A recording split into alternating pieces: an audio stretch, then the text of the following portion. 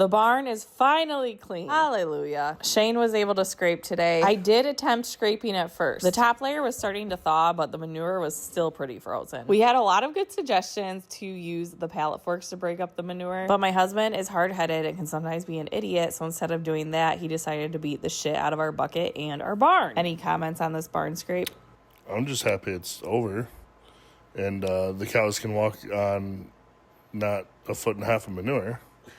What was your thought process going into this? You had like 2 to 3 weeks worth of manure built up. Thanks for the question. I really enjoy it.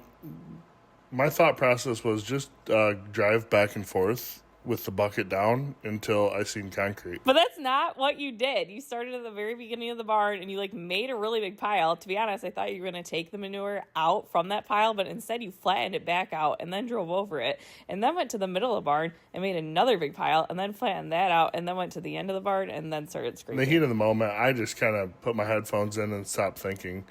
And once I found a hole, I just went for it. You did tell me that this was like the hardest you've ever been on the skid steer, the longest it's ever taken you to scrape barn. Any thoughts on that? So normally I don't want to break my equipment because I have to fix it. But being that we were leaving for Florida, I didn't really have a lot of choice. I knew I couldn't leave it for a week.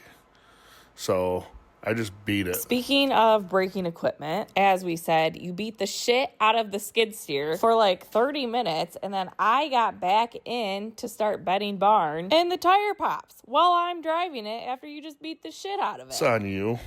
What? I didn't pop it. I was on the other end of the barn, and all I heard was a big popping noise, and that's on you. I still just can't believe I was just trotting along and then my tire popped. That is just not fair. Just next time, don't be so hard on stuff.